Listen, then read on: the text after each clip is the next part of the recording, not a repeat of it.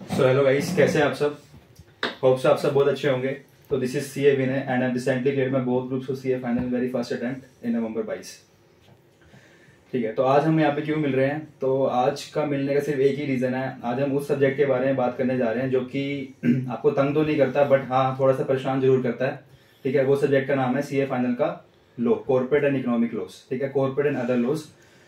ठीक है, तो हम इसमें क्या करने वाले हैं, इसमें जो भी हमारा कॉर्पोरेट यानी कि कंपनी लॉ है और अदर लॉज में जो हमारे पास 5 लॉज हैं उसके बारे में बात करने जा रहे हैं। इनको कैसे प्रिपेयर करना है अपने आने वाले अटेम्प्ट के लिए, May 23 एंड ऑनवर्ड्स के लिए। ठीक है, स्पेसिफिकली आज हम वैसे May 23 अटेम्प्ट की बात करेंगे, बट ये आने वाले जो भी हमारे अटेम्प्ट है उनके लिए भी यूजफुल रहने वाली है ये वीडियो। ठीक है, तो सबसे पहले बात करते हैं कि आपको इस सब्जेक्ट को कैसे करना है और कैसे पेपर में लिख के आना है। ठीक है, नो डाउट लॉ हम में से बहुत सारे बच्चे बहुत अच्छे से जानते हैं कि लॉ को पढ़ना कैसे है, लिखना कैसे है, अपना प्रेजेंट कैसे करना है आंसर को, बट फिर नंबर क्यों नहीं मिलते। ठीक है, नंबर ना मिलने का सिर्फ एक ही रीजन है कि हम उस आंसर को पता तो है, दिमाग के अंदर है, पर उसको प्रेजेंट नहीं कर पा रहे, सामने वाले को दिखा नहीं पा रहे कि हमें आंसर आता है। इसका सिर्फ एक ही रीजन है, हम सामने वाले को हम आंसर नहीं बता पा रहे कि हमें आंसर आता है। ठीक है, तो वही चीज हम डिस्कस करने वाले कि आंसर लिखना कैसे है, उसको प्रेजेंट कैसे करना है।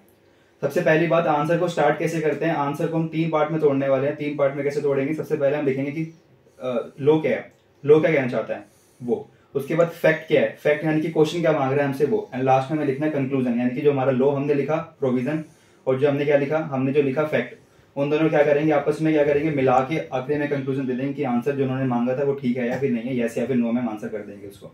लेकिन उससे पहले हम जब हमने 3 पार्ट में डिवाइड तो कर दिया है, पर लो को लिखना कैसे है, क्या लो को लिखना है। तो लो को लिखने के सिर्फ स्टार्ट करने के 2 तरीके आपके पास, सेक्शन और सेक्शन का नेम।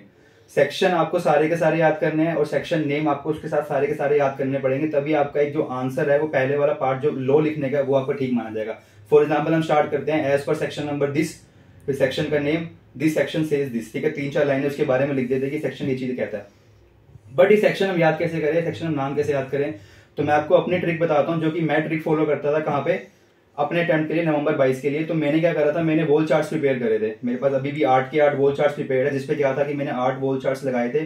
उस 8 वॉल चार्ट्स के अंदर पूरे 100 नंबर का जो लो था वो कवर था, सेक्शन और सेक्शन नंबर नेम और कुछ भी नहीं, सेक्शन और सेक्शन का नाम पूरा का पूरा हमारा कंपनी लो। उसके अलावा जो 5 लो हमारे 30 नंबर के हैं, 70 नंबर कंपनी लो, पूरा का पूरा क्या था कवर था उसके अंदर। तो आपको स्टार्टिंग इस तरीके से करनी है, रटना कोई मुश्किल बात नहीं। अभी भी एग्जाम के लिए 2 महीने बाकी हैं, कुछ नहीं करना आपको। हर दिन आप सेक्शन पढ़ते जा रहे हो, सिर्फ एक लिख लो और वॉल पे लगा लो। सुबह उठने के बाद और रात को सोने से पहले एक बार जरा देख लो, नजर पड़ जाएगी। और अगर याद भी नहीं हुआ तो हमें लगता है कि याद नहीं हुआ, दिमाग के अंदर नहीं गया, बट पेपर में वो कहीं ना कहीं क्लिक कर जाता है कि ऐसा कुछ था वहां पे, ऐसा कुछ था। मेरे साथ भी हुआ, जनरली सबके साथ भी होता होगा ये चीज। ठीक है, कोई बड़ी बात नहीं है। पहली बात तो सेक्शन और सेक्शन का नेम याद करना इक्वली इंपॉर्टेंट, आपको याद करना पड़ेगा, तभी आप अपना क्वेश्चन को स्टार्ट करोगे कि एज पर सेक्शन नंबर दिस, सेक्शन का नाम, और फिर स्टार्ट करोगे ये प्रोविजन कहता है। तो पहला पार्ट हमारा खत्म हुआ। बट अब ट्राई करना कि जब सेक्शन भी लिखते हो अंदर की लैंग्वेज, तो वो थोड़ी सी एज पर बेयर एक्ट ही होनी चाहिए। ये नहीं कि आप बिल्कुल ओपन लैंग्वेज, बिल्कुल इंग्लिश लिटरेचर लिख के घूम रहे हो कि नॉर्मल वर्ड्स लिख दिए। थोड़ा बेयर एक्ट करने की यूज करना है, क्योंकि फॉर एग्जाम्पल कुछ ऐसे वर्ड्स होते हैं, जैसे फॉर एग्जाम्पल मैं आपको वर्ड्स के एग्जाम्पल देता हूँ, notwithstanding, further, further provided, except as this. ठीक है ना, ये क्या है, कुछ लोगों के स्पेसिफिक वर्ड्स है जो हर लॉ में यूज होते हैं, चाहे वो कंपनी लॉ है, चाहे वो मेरे सामने बुक रखी है दिल्ली लॉज की, चाहे वो इसका हर जगह ये क्या होता है, यूज होता है। ठीक है, तो कुछ आपको वर्ड्स रखने पड़ेंगे, याद रखने पड़ेंगे। तो इससे अगर आप अपने आंसर को इनिशिएट करोगे तो जरूर बेनिफिट मिलेगा, सामने वाले के माइंड में एक अलग इमेज क्रिएट होगी कि हाँ इंसान को कुछ तो आता है, लो पढ़ के आया है। ठीक है, तो हमें लो की लैंग्वेज थोड़ी बहुत वहां पे यूज करनी पड़ेगी, उसको हम लिख के आएंगे।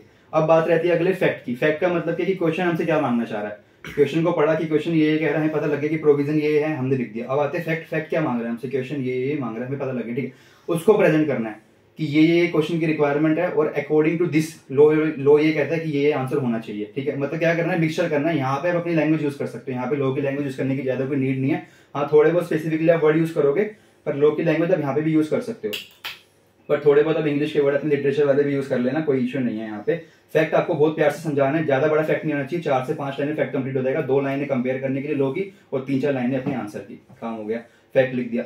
थर्ड में लिखना है कंक्लूजन, जो कि मोस्ट इंपॉर्टेंट है। कब ज्यादा इंपॉर्टेंट है, जब एग्जामिनर आपके आखिरी के क्वेश्चन पे होगा, क्योंकि आखिरी के क्वेश्चन वो इतनी डीपर चेक नहीं करेगा जितना आप सोच रहे हो कि मैं लो को भी इस तरीके से लिख के फैक्ट भी लिख के, फिर आखिरी आपका कंक्लूजन देखा जाए, कंक्लूजन क्या मांग रहा है आपसे। ठीक है, फॉर एग्जाम्पल कंक्लूजन ये था कि जो क्वेश्चन ने मांगा वो बिल्कुल ठीक था, क्वेश्चन ने कुछ भी मांगा उसका आंसर यस में आना था। ठीक है, डायरेक्टली यस नहीं लिखना, ये लोग नहीं कहता कि आपको डायरेक्टली यस लिखना है, आपको अपने कंक्लूजन को इस तरीके से प्रेजेंट करना है कि हाँ मेरा आंसर जो है वो पॉजिटिव वे में जा रहा है, यस की वे में सामने जा रहा है। ठीक है, तो आपको कंक्लूजन जरूर देना है, 2 से 3 लाइन से ऊपर कंक्लूजन नहीं होना चाहिए। कि it can be concluded that कि ये हमारा आंसर होना चाहिए और बिल्कुल हमारा ये ठीक है। उसके बाद भी अगर आपको लगता है कि अभी भी नंबर नहीं मिल रहे हैं तो इसके अलावा कोई भी अदर ऑप्शन नहीं होता। मैं अपनी खुद की आंसर शीट जानता हूँ, जहाँ पे चाहे मैं अपनी सीए इंटरमीडिएट की बात करूँ, चाहे मैं सीए फाइनल की बात करूँ, और सबसे खुशखबरी की बात है कि मुझे दोनों ही बार, चाहे सीए इंटर चाहे सीए फाइनल, दोनों में मुझे एग्जामिशन मिले, अब 60 मार्क्स मिले हैं सीए फाइनल लो के अंदर और सीए इंटर लो के अंदर भी।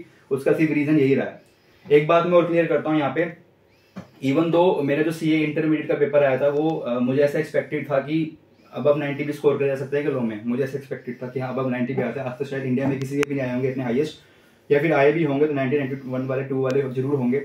बट ये था कि मुझे 90 से ऊपर एक्सपेक्टेड था कि इतने मेरे नंबर आ जाएंगे। बट सीए इंटर में मुझे आंसर लिखने का बिल्कुल भी तरीका नहीं आता था क्या है, और मेरे नंबर है 69। ठीक है, 70 पूरे नहीं, 69 पे आगे मैं रुक गया। इसका सिर्फ एक ही रीजन था कि मुझे आंसर को प्रेजेंट करना नहीं आता था। इस बार की बात करूँ सीए फाइनल लो में, तो मेरे को पेपर बिल्कुल खास तरीके से नहीं आता था, बिल्कुल न्यू पेपर बना था, सब कुछ न्यू, मतलब ऐसा था कि ऊपर ऊपर से जा रहा है वैसा वाला पेपर। ठीक है, तो उसको प्रेजेंट करना इस बार आता था, चाहे कंटेंट मेरे पास नहीं था बट प्रेजेंट करना आता था। तो इतने में ही मुझे 61 मार्क्स मिल गए। तो मुझे हाँ कंपैरिजन में कर पाया कि हाँ आपको प्रेजेंट करना अच्छे से आना चाहिए, इवन तो कंटेंट आपके पास कम क्यों ना हो।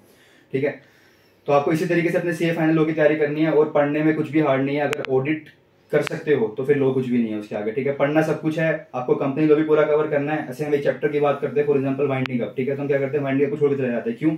आईबीसी पढ़ लेंगे, इंसॉल्वेंसी बैंक्रप्सी कोड, वहां से तो क्वेश्चन आना ही आना, 10 से 12 नंबर का पेपर बनना ही बनना है। ठीक है, राइट है, बनना ही बनना है। पर वाइंडिंग अप आप छोड़ के जा रहे हो, ये बात आईसीए को भी पता है बहुत अच्छे से। तो वहाँ पे हर अटेम्प्ट के अंदर 4 से 5 नंबर का क्वेश्चन मिलता है। ऐसी कोई बड़ी बात नहीं कि नहीं मिलेगा, बट हाँ आप उसको एज अ वॉलंटरी यूज करोगे कि फर्स्ट में अगर नहीं आया तो मैंडेटरी नहीं है, बाकी 4 में से तो कोई 3 ही करने हैं, सिर्फ 5 में से कोई 4 ही करने हैं। ठीक है, हाँ वो होता है, पर कोशिश करना कि इस चैप्टर को ना ही छोड़ो तो ज्यादा अच्छा है। वाइंडिंग अप को भी, ये भी इक्वली इंपॉर्टेंट है, क्योंकि यहाँ से क्वेश्चन हमेशा मिलता है, क्योंकि आईसीए नोस कि आप एक पेपर में छोड़ के आने वाले हो। ठीक है, बात रही अदर चैप्टर्स की, कंपनी लो के अंदर सारे कवर करने हैं, कुछ भी आ सकता है, सभी इक्वली इंपॉर्टेंट, चाहे वो ड्राफ्टिंग का क्यों ना हो, जहाँ पे बोर्ड मीटिंग जनरल मीटिंग वगैरह ड्राफ्ट करते हैं तो वो भी इक्वली इंपॉर्टेंट है।